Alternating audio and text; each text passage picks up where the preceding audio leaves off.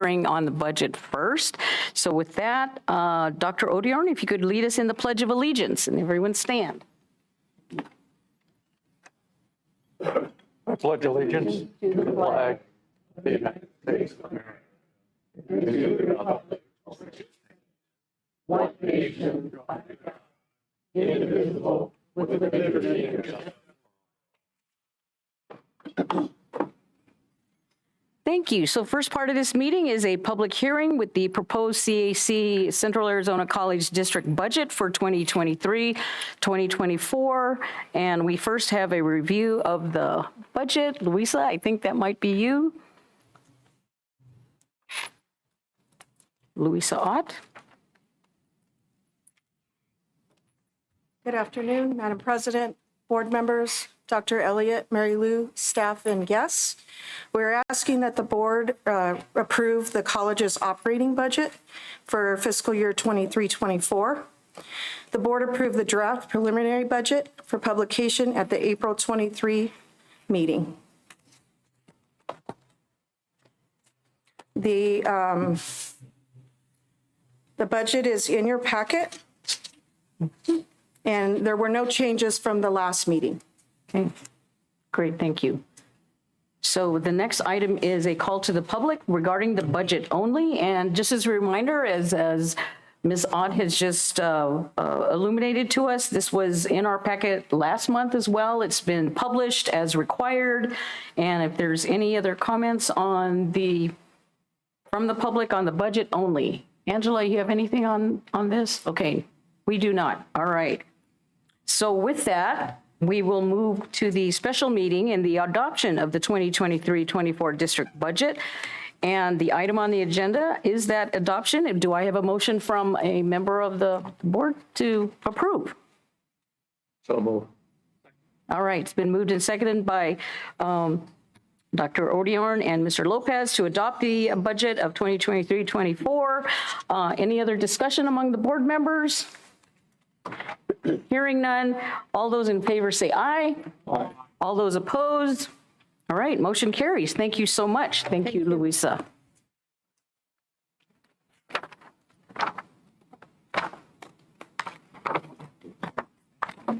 I'm adjourning the special meeting regarding the budget, and I am opening the meeting for the regular meeting.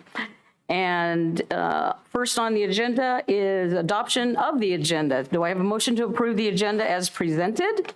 So made. Mr. Walker, been moved and seconded, and so that was Mr. Walker and Dr. Odiorn to adopt the agenda as presented. Any discussion? Hearing none, all those in favor say aye. Aye. All those opposed? All right. Agenda is adopted as presented. Next item on the agenda is the call to the public, and I will go ahead and read. The board is prohibited by Arizona Revised Statutes 38-31.02K from discussing, considering, or acting on items raised during the call to the public, and individuals are limited to a 3-minute presentation. And I've got Mary Lou is going to be our timer, and do we have, oh, right in front of me. All right, first on this list is Michelle Young. You come to the podium. Thank you.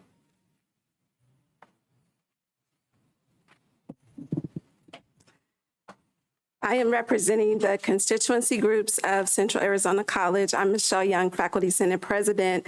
We also have Dr. Sandra Brightwell, MTSA President, and also Teresa Rogers, which is a support Vice President. Good afternoon, Governing Board President, Dr. Elliott, Mary Lou, Governing Board members, faculty and staff, students, and community members.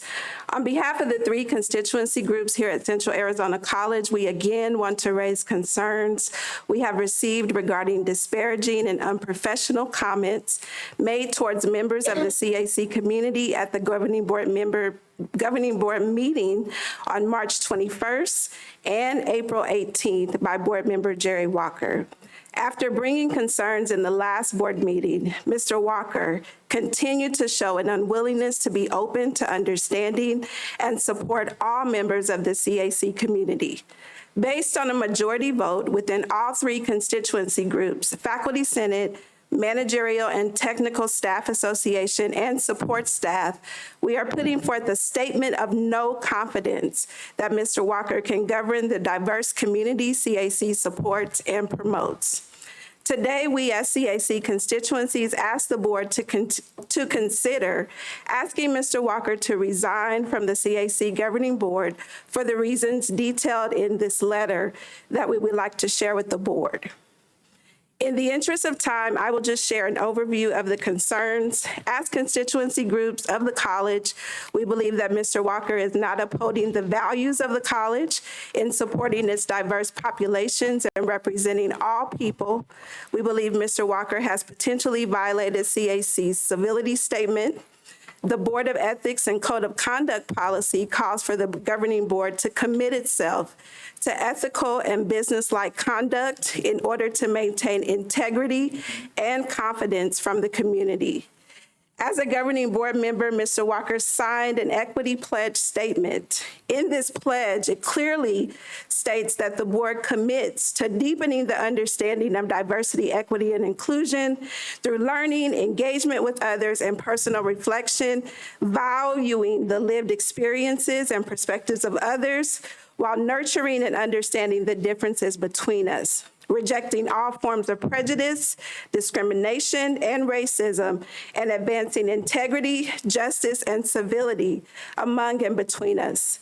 Given these concerns and representing our constituencies, we ask the board to just take a moment of reflection and consider ways to support and foster inclusive and understanding environments for all members of the CAC community. Thank you. Thank you. Does Ms. Brightwell and Ms. Rogers need to speak as well? That was a joint statement. All right, thank you. Next on the list is Pat Sigler, thank you. So 3 minutes. Good afternoon, board. I'm a parent of a CAC student, and I'd also like to respond to comments from Mr. Walker about the Safe Zone project. Specifically, I'd like to clarify the Christian position. Christians often get misrepresented in this conversation. We believe that God has created every human being in his image. We are all made in the image of God, regardless of faith, gender identity, skin color, intellect, physical shortcomings, ideology. Everyone is created in the image of God and is precious and is to be valued. This is the Christian view. It is what the Bible teaches. A true Christian is a person who follows Jesus and lives under the authority of God. We recognize that no human being has a higher authority than God.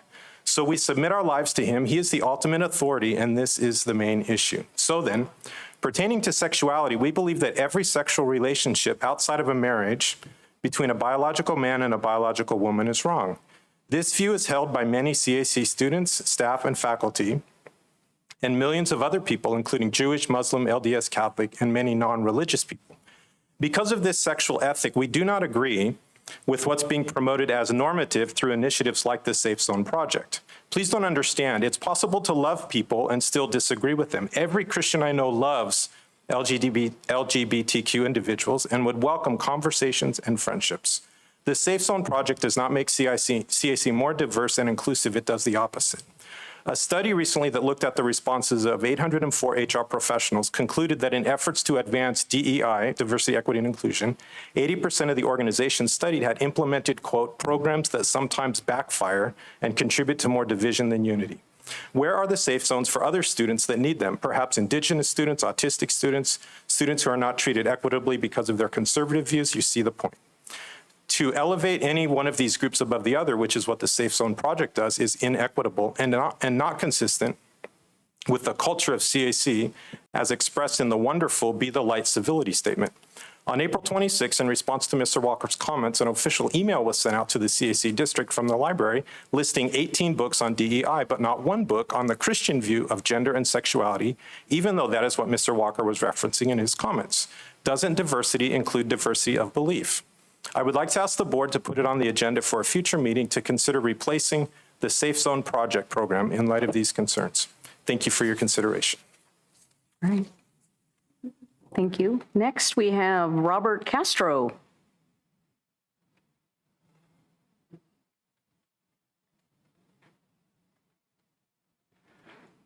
Thank you for allowing me to come up and speak. I've had quite a long actual relationship with this college. I used to work here for a while. My wife graduated from NAU through CAC. My daughter used to be like an assistant director of housing here. And I, for about 8 years, helped run the Campus Crusade for Christ ministry here. And all the time that I've been in this community, which is about 36 years total, on this campus, there's been a lot of things that has happened through the years and that, but one of the things I can tell you I enjoyed while I was here was the opportunity to talk with people from not only the local area with different ideas and different things and different religions, but literally people from all over the world, because there's people from all over the world that come to this college here. A very good friend of mine who used to be on staff here, who came out here from New York. I know when he first come out here, he was still trying to find the campus because coming off I-10, he couldn't find it. He's all I see is a mountain there, but I don't see, there's no campus here. But one of the things that I absolutely did enjoy was speaking, have the opportunity to speak with different people from different religions, different backgrounds, different cultures. I go all over the world at different times, sharing in different cultures that sometimes can be very hostile towards what I have to say, but the opportunity to speak, which I'm old enough now to say back in the day, colleges used to be a place where there was a free exercise of conversations. Doesn't say you have to agree, doesn't have to say that you're going to walk together in everything, but the opportunity to share your view. It shouldn't be something where things are now going to be starting to divide us up. That's the thing that I'm worried about, is that we start creating zones where there's no conversation going on. The majority of these kids, how old are they when they come here? I mean, these are, again, I'm 65 years old, so I'm calling them kids, but I know that I understand they're young adults. But the opportunity to have conversations, because when they're going to leave here after a couple of years, these are very formative years, and sometimes they need to have their minds open to what else is out there. And I'm just a little afraid of, we start creating these zones, it's actually going to be a thing that's just going to divide us. We have enough division in this culture right now in our country, and we need to get back closer together, and sometimes we need to hear each other. Not just words and not just rhetoric and not just screaming, but just honest words. I'll close with this. I train people all over the world to go all different places to share the gospel of Jesus Christ in cultures that could be very hard to hear. But my first thing when I train them is, I want you to go out and just have tea and look at them as human beings and don't even talk about religion. All right. Great. Thank you, Mr. Castro. All right, that was the last of our signatures on the public comment period. So at the conclusion of an open call to the public, individual members of the public body may respond to criticism made by those who have addressed the public body, may ask staff to review a matter, or may ask that a matter be put on a future agenda. However, members of the public shall not discuss or take legal action on matters raised during an open call to the public unless the matters are properly noticed for discussion and legal action. So given that, I will open it to our fellow board members to see if they have a comment, and none of us can act on it. It would be, and I'm just going to call on Mr. Walker, so some of them were directed at you particularly. Thank you very much. The last time I was approached about this issue, the only comment that I made during the first meeting was that the LGBTQ community was a deviant subculture. There's nothing dishonest about that, and there's nothing wrong with saying it, because a deviation is not a slander. A deviation just means you're different. That's all it means. And I agree with the last comments made that we don't need any zones that protect individuals, that make them specifically separated from the rest of us.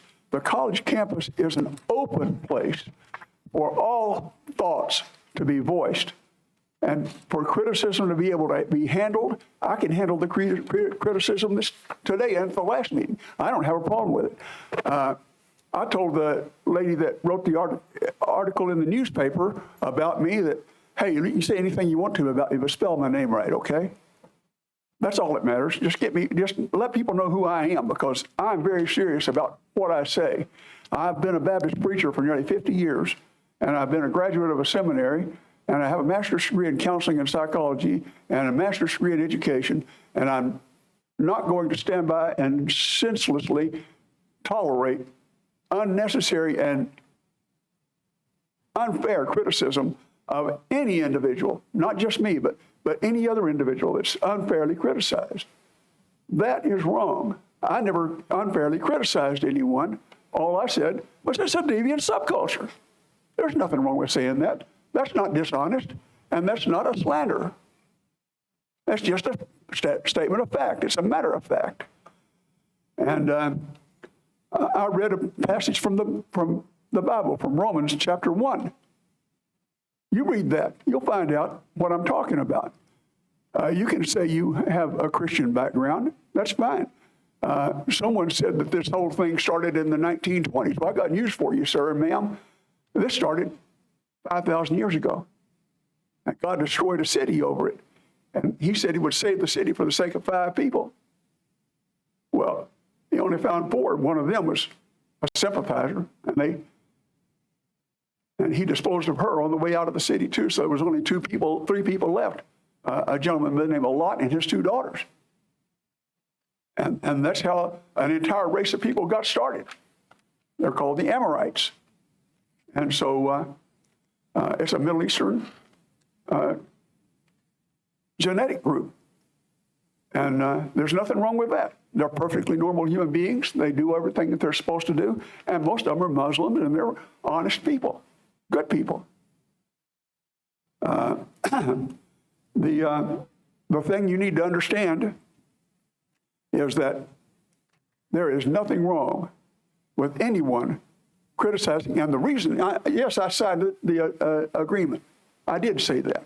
I agree with the non-discrimination clause.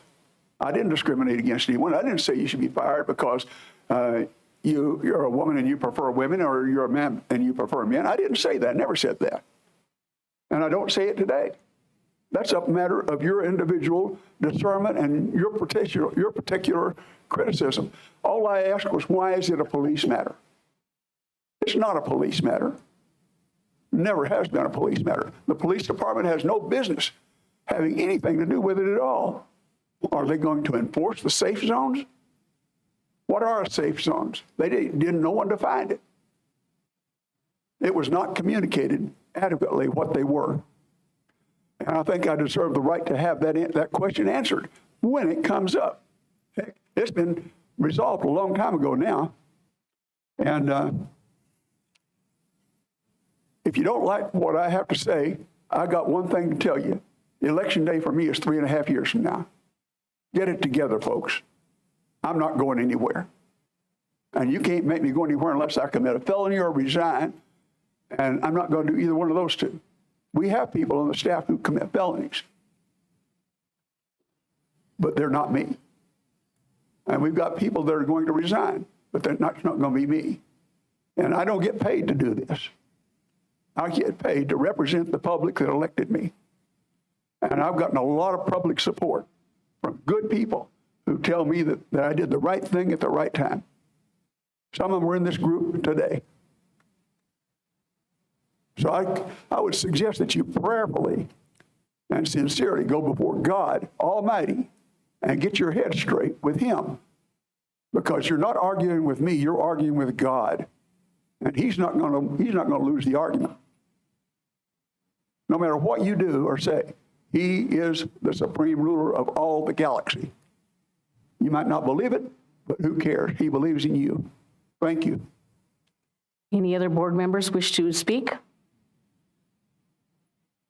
All right. Thank you. So we will move on to consideration of the consent agenda. Is there a motion to accept the consent agenda as presented? So made. All right, Mr. Walker, seconded by Mr. Lopez. Any discussion? Hearing none, is there, all those in favor say aye. Aye. All those opposed? All right, motion carries. So item number 5 is the reaffirmation of the civility statement and the equity pledge. This was a request by Dr. Odiorn and several other board members, including myself, that we revisit this in terms of including it in our packet and just reflecting on what it means.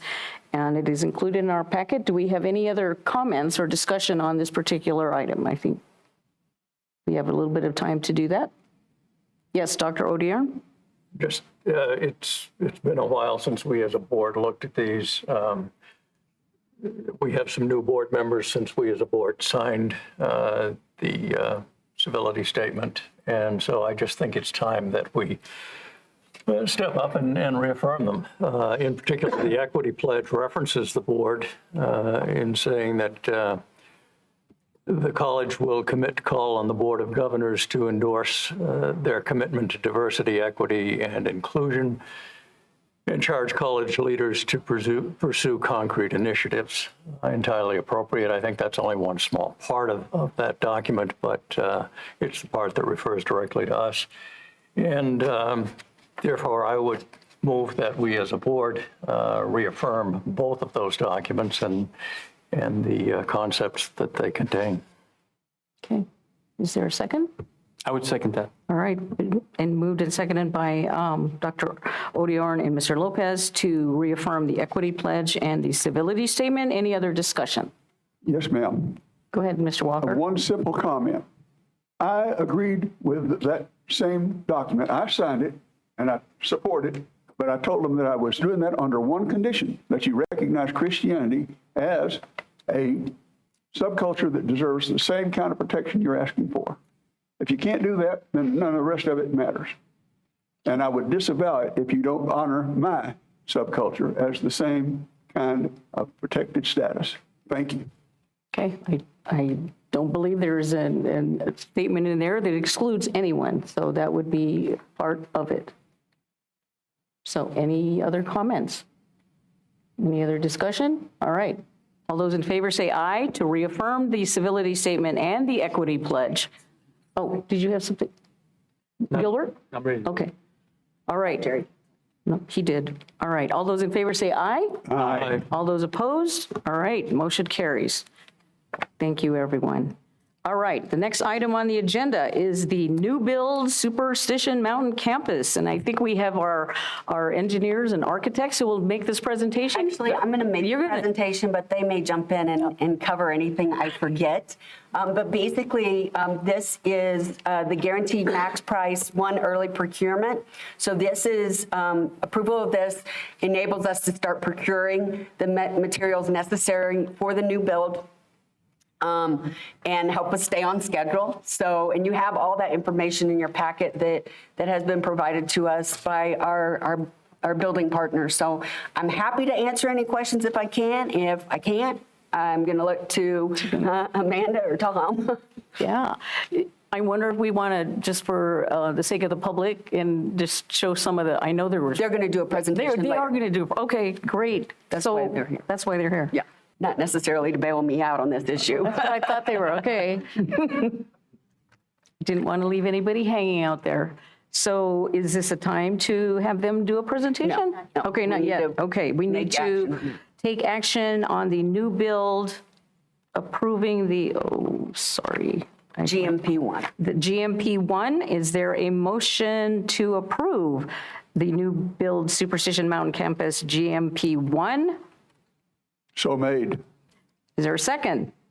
I'll second. All right, Mr. Walker and Ms. Smith. All right, any other discussion on this? Hopefully not. One small bit of discussion. I'm hoping that this new construction includes some landscaping in that vicinity, because it looks like it's a neglected desert all over the place. And I've made an objection about this for, 2 years now? I'd like to see that kind of improvement in the landscape as part of this construction project. We'll hear about a little bit more. I see nods, so I think that might be included. Any other discussion? All right, if hearing none, all those in favor say aye. Aye. All those opposed? All right, motion carries. Project is on track.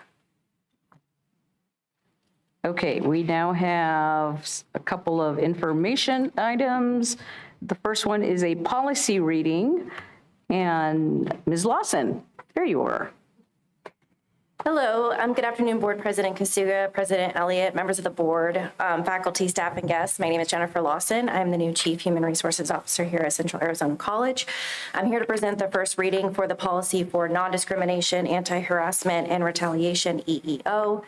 Just to note, this is a revision of an existing policy, and it is part of the Policy and Procedures project that we are currently working on. So please review the information in your packet and let us know if you have any questions. Thank you. All right, no action today? Yep. All right, very good. Thank you. Just checking. Yeah, just for review and any feedback that Okay. we may need. All right, very good. Thank you. Okay, now we're back to the Superstition Mountain Campus Construction Project. I'll go ahead and invite our building partners to come up and do this presentation. I believe we have a PowerPoint. Okay, yeah, it's beautiful. So, we're It ready looked for you to nice. pull that up.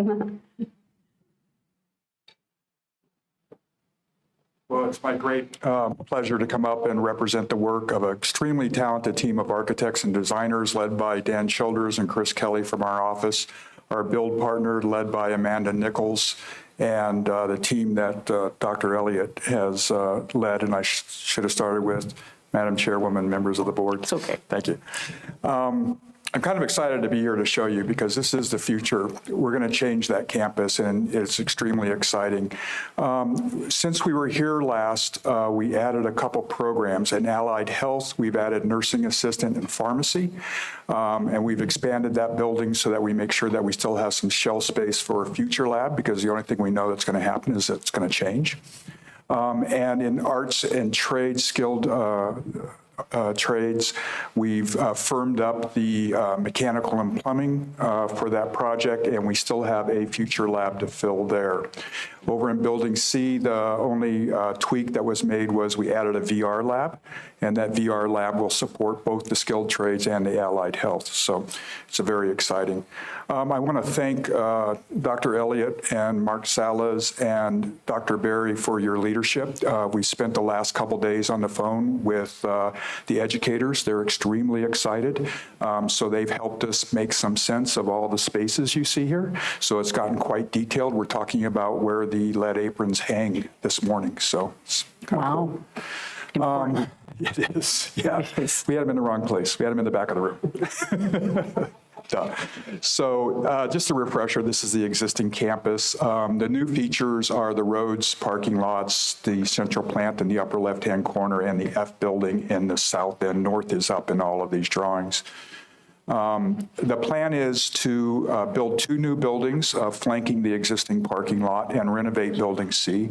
Once those are complete, then the plan is to come back and demo A, B, and D.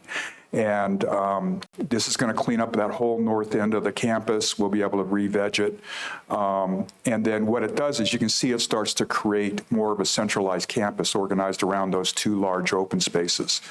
So we think it's going to bring a really nice collegiate feel to the Superstition Mountain campus.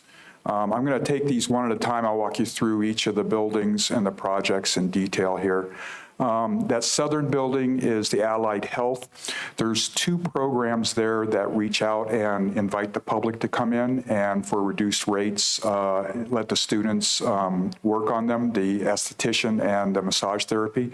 They're located on the north side so that there's parking literally right at the front door there for the public. The rest of the programs, the student access is through that courtyard in the upper right, and so they come into this, what we're calling the wellness courtyard. All of the programs are on display. Part of this is, part of the collegiate experience is to see what else is going on. You never know, somebody that's in phlebotomy might become a nursing assistant by what they see here. And that's the goal, is to expose them to a wide range of opportunities in allied health. So those are the different labs, and they're just kind of lined up along there. At the southern end, at the bottom, is the shell space for that potential future lab. So this is the student entry we just talked about. So it's very inviting into a courtyard. And this is the public entry. You can imagine some really fun signage. We would love to talk to you about branding those and what we could do to make them really exciting for the public. The inner courtyard, we're calling the wellness courtyard, is specifically for the students. It's a biophilic experience to kind of give them a break from the lab routines. There will be places for the students to gather and to sit and meet each other and talk and have lunch. So I don't think we overdid the landscape in this. I think we're getting there. So it's an important part of the entire project. You can see in this, maybe direct you to the upper right corner, you can see the relationship of this project to the existing F building in the upper right, the new skilled trade center and the existing C building, but mostly the relationship to the parking lot, how the public will be arriving was the main focus of this project. The interior, Dr. Elliott led the way on this, where we've integrated the classroom learning space right into the lab. This not only saves square footage, but it also sends this wonderful message to the students that everywhere, every place is for learning and exploring. So it's a really nice model to introduce the students to their given trades. The Skilled Trades Center is a little bit different. There's one large open work area, and this was decided rather than kind of create a lab for electrical and a lab for mechanical, et cetera, that the idea is these trades are all on the job site at the same time. They should be seeing what the other trades are doing. It might get a little noisy, but the other thing it does is as the enrollment shrinks and grows over the different semesters, the labs aren't constrained by walls. They can shrink and grow to accommodate the students. Now, on this one, we did separate the classrooms because there were multiple trades using that large workroom, and the noise that they generate, but you'll see from some images later that we connected them back with a large class area. Across the courtyard on the right is the arts. This is replacing some space that is lost in the demolition. So on the north end is a multifunction art room. So that'll be for painting, drawing, photography. It's got really nice north light. And then on the south end, it is the pottery program, the ceramics, which is very popular and needed some space to grow. And so you see there's an assembly room, there's the wheels, there's a glazing room, and then the outdoor kiln rooms on the right. So this is looking between the two projects, the skilled trades to the left and the art to the right looking north. Kind of the entry into the skilled trades with a shaded patio sort of serves as that courtyard for them, that entry courtyard gathering place, looking across to the arts building. And they'll be able to see the students working in there, throwing clay and assembling pots. And then the view of the north side of that, you can see how both buildings open up and really take advantage of the north light on the site. The skilled trades also have a yard. A lot of their work will be outside. So we've connected those to the interior lab spaces with overhead garage doors that are glazed. So that lower right image kind of shows you the relationship of that building to the parking lot and to the new skilled trade or allied health to the south of it. Inside, like I mentioned in that upper left-hand corner, you can see how it's one big lab, but you can see how the classrooms still have a really nice visual relationship back to that lab space. And at the bottom, you can see the arts and ceramics is also a nice big open area, inviting place. So we're very excited to give them a better place to create art. Building C remodel, starting from the right side, that's largely untouched. Your cafeteria, the student org area, the kitchen are all in pretty good shape. There's a little bit of equipment that needs to be dealt with in there, but it's really very minor, so that's just going to get a touch up. We did make the esports a little bit bigger and a little bit more regular and gave it a connection to the student lounge area, and they're trying to get a little bit more eyes-on visibility to the really cool program they do there. The middle section in that light green is for facilities. And then to the bottom left, you have the VR and computer labs. And to the upper right, you have support spaces for both public safety and staff offices. So the big move on the C building is to A, weatherproof it, but B, to create an outdoor dining patio that's inviting. There's just not very much dining space over there now. We're hoping that this is a big enough draw that these new programs, that you're going to be able to fill this every afternoon. I think we had a good experience on this campus with that model. Then some other images as you move around. One of the other critical things we're doing on C is we're completely redoing the grading. So all of the existing paving outside of the building line will come off, and we'll regrade it, and we'll take care of the problems that we've been having over the years there. One more view of the dining patio. And then in the upper left, you can see the relationship of the C building to the existing other projects on the campus. So we're very excited about it. We're extremely excited about the input that we've gotten from the campus. All of those people have full-time jobs, and they've taken their time to make sure that this project is done right, and we can't thank them enough. We appreciate the opportunity to be just even a small part of the important work that you guys do. So thank you. Great. Thank you so much. This is exciting. It's very exciting. I don't know, any comments from the board members about this?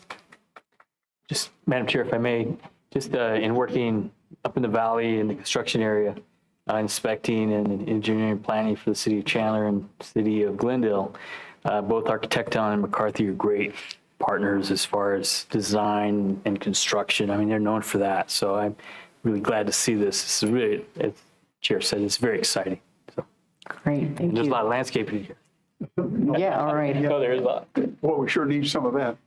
Go ahead, Mr. Walker. Well, Doctor, Mr. Mr. We used to Mr. call me Walker. Doc, but that's back when I practiced medicine without a license.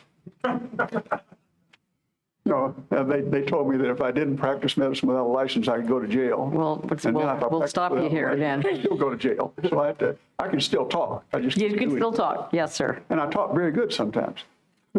I'm a good talker. Yeah, I can hardly wait to see the progress that's going to be made over there. I live about a mile from the campus, and I'll drive by there. I drive by there 2 or 3 times a day sometimes, and I'm going to keep an eye on the progress. So check in with me from time to time, will you? Thanks. Very good. Thank you. Any other comments? All right. Well, thank you for taking the time and making the trek down here and presenting to us. Much appreciated. All right. Very good. Next item on the agenda is report from college president, Dr. Elliott. Good afternoon, President Kasuga, governing board members, faculty, staff, and guests. I have some brief updates for the district and then a legislative update as well.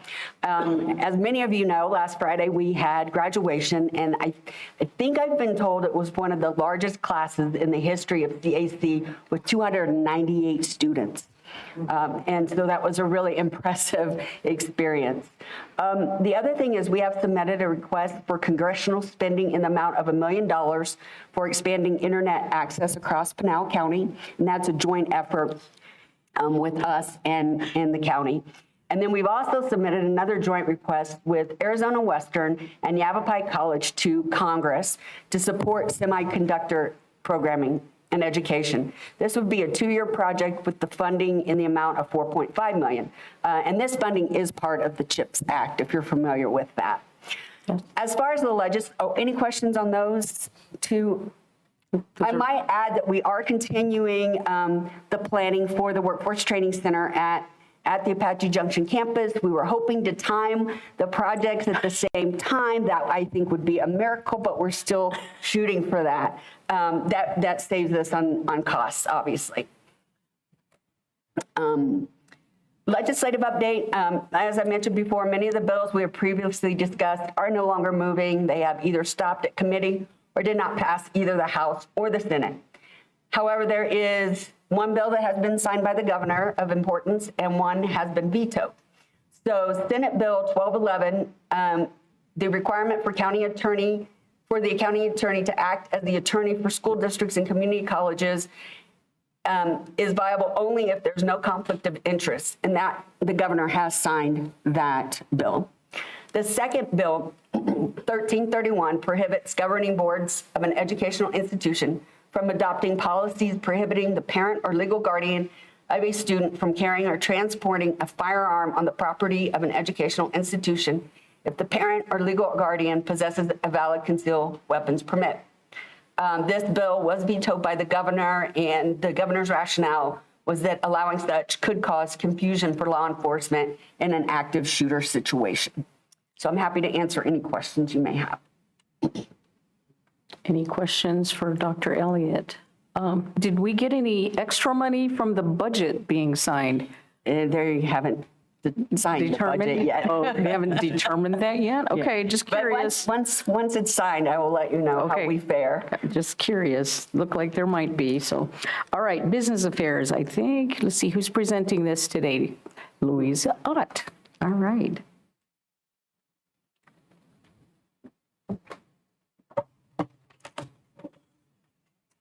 Hey, Madam President, fellow governing board members, Dr. Elliott, Mary Lou, staff and guests.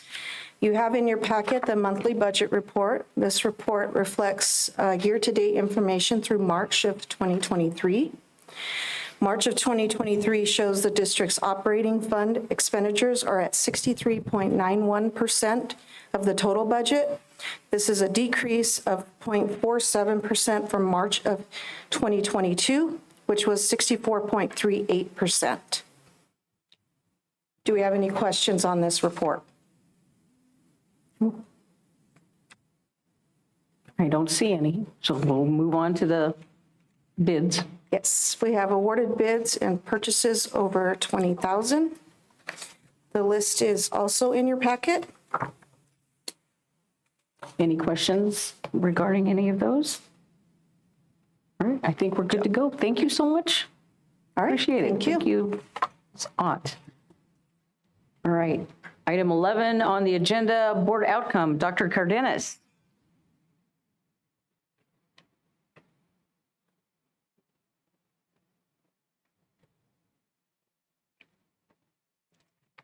Good afternoon, Governing Board President Kasuga, board members, colleagues, and guests, Dr. Elliott and Mary Lou. Today, I'll be presenting on the access and affordability portion of the board monitor or the board outcomes. We do have a couple components that Dr. Elliott will be speaking to, as well as we have our financial aid team here who is here today, and we'll talk about some of those as well. So to get us started, this area focuses specifically on ensuring affordable access and to innovation and post-secondary opportunities. Let's see. There we go. Oops. All right. So this first measure that you're looking at takes a look based on the Aspen metrics, which is a specific metrics that we're looking at of underserved students in our college community. Over the last 4 years, we've hovered right around 50%. We again this year are 50% of our student population is considered to be here as an underserved student, and we do have many other populations that may not be represented in this measure that we're serving as well. A lot of the focus we talked about in the last governing board meeting with retention and success and completion and the work that's being done in different high schools and having targeted outcomes related to serving our underserved population. So I won't go too far into this one. And I believe the next couple are Dr. Elliott, so tuition and fees. Thank you, Dr. Cardenas. Sorry, my allergies are really bad. One of the board's goals is to keep CAC tuition at or below the Arizona Community College average. And as you can see, we have been below that. And in going into this year, we're still well below the Arizona Community College average on tuition and fees. This is a really important measure. And I think it's important to note that each year before we bring the tuition and fees, we're able to ask ourselves what keeps us where the board wants us to be. And it makes the decision really easy. Are we going to increase tuition or not? So we have been fortunate enough to keep tuition well under the Arizona Community College average. And then the next one is, oh, that's yours. Yeah, the next one is our percent of Pell recipients. And I wanted to caution, we knew that we would have a low number of Pell recipients during this year and potentially even next year. Being that during the pandemic, there were lots of CARES dollars available. Students were able to benefit from programs that didn't require them to have to complete the FAFSA and necessarily go through using part of their Pell dollars while they were here. And many of our students do choose to wait and use those dollars when they get to the university. So this really gave that opportunity for them to not have to use Pell and be able to use other means of covering the cost of their education. So we anticipated that this number would be low as we've gone through that process. So we will talk a lot more about what we're looking to do for this 23-24 academic year, and the work that's being done to now go back, now that those dollars are no longer available, and continue working with students. So we'll talk about that after this next one. I'm going to do the expenditures per full-time student equivalent.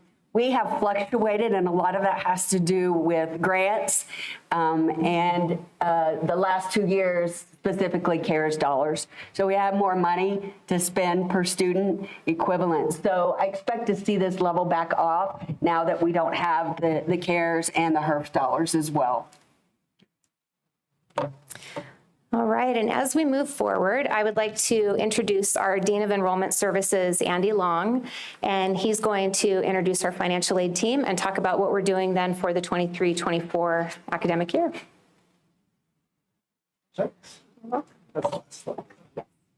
Good.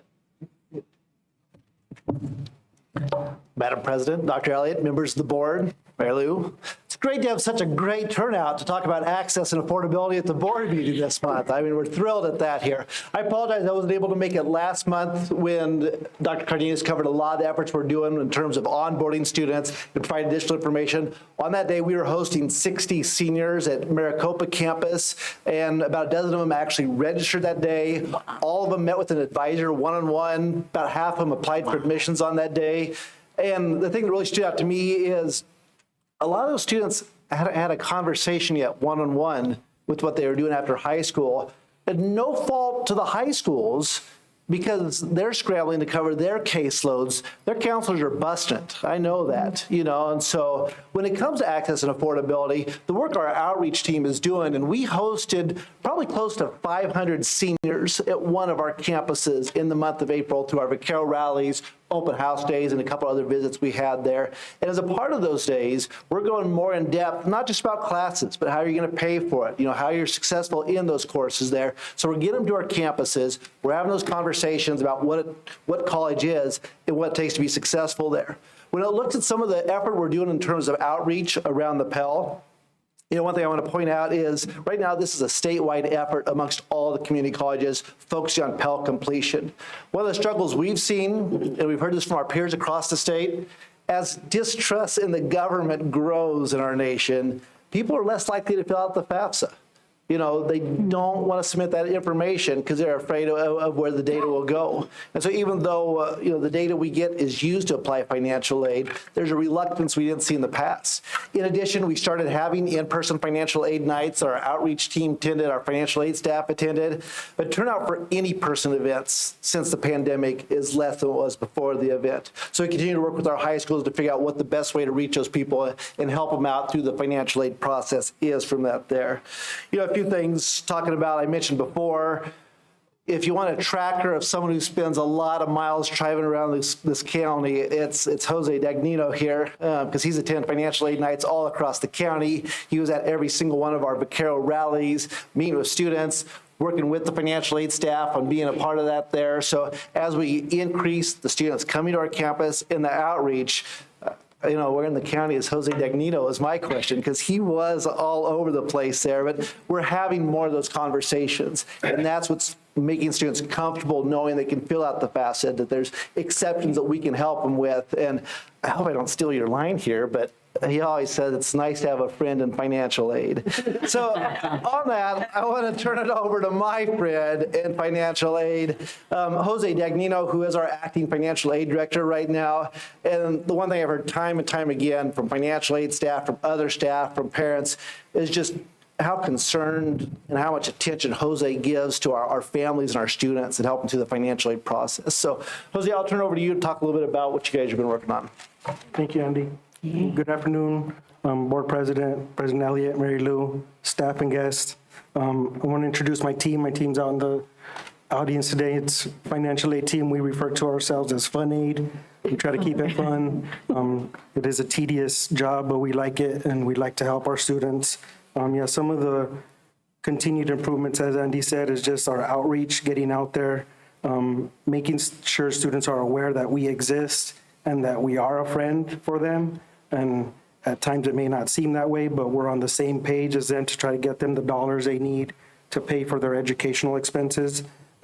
So we're trying to increase and individualize our communication to students so that they feel that it's directed more towards them and not just a blanket statement. So that it's more, again, directed towards the student, more one-on-one, and not just a generic statement out there. We will still send the general messaging because that does catch a lot of people's attention and get stuff for us. But individualizing it is going to be key. And then planned improvements that we have, again, is just putting ourselves out there, meeting the students where they're at. So hosting more of the in-house workshops in addition to traveling the county. We're not going to stop doing that, but as students then get here to us, then we're going to make sure we have those workshops for them here as well. Using our student employees a little bit more. We know they're a wonderful resource and they can connect more to the students since they are a student themselves. Students might be more willing to listen to them, even though they're saying the same message that we are. Students sometimes listen to their peers versus someone who is an authority figure. Yeah, if there's any questions on anything that we have. You make sure you introduce your great team. Yeah, so we have our team is Yolanda Telemantes, we have Sarah Apodaca, we have Raylene Lopez, and Jade Beschel. We have one member that's not here, but Yvonne Correa, she's at our Maricopa campus. She's a indispensable part of our team too. She's serving her duties as a CAC employee in another capacity right now, but she would have loved to be here too. She's been a key part in one of our many initiatives as far as unaccompanied homeless youth, so that we have students that have a dedicated person that they can go to if they're in those types of situations. So it's those kinds of situations where, again, we need to meet the students where they are because they may not be willing to come up and spill their guts to us. But if we're out there and saying, hey, we have these programs, you just have to let us know. And they, breaking down those barriers will increase that FAFSA number and those Pell recipients for sure. All right. Any questions for this outstanding work? And we appreciate all that you do and all the miles you put in and all the hands you're shaking. So any other questions from the board members? All right. Thank you so much for that update and having all of those graduates. It pays off. All right. Next, we're going to adjourn into executive session. Yes, we'll need a motion to, well, let me go ahead and say, we probably won't have too much action after this, so if you don't want to hang out here, because I don't know how long we're going to be in executive session, you're certainly welcome to leave or to stay, but we're going to be kicking you out. So with that, if I could get a motion from the board member and a second to go into executive session. So made. All right. Second. All right, it's been moved and seconded to adjourn to executive session. Any discussion? Seeing none, all those in favor say aye. Aye. All those opposed? All right. We're going to give you a little time to move out of the room. Thank you so much. We're good. Okay, we're good. So we're back into public meeting and item 13. We don't have any action on item 13. We did have a discussion as noted in the executive session agenda item. So with that, meeting is adjourned.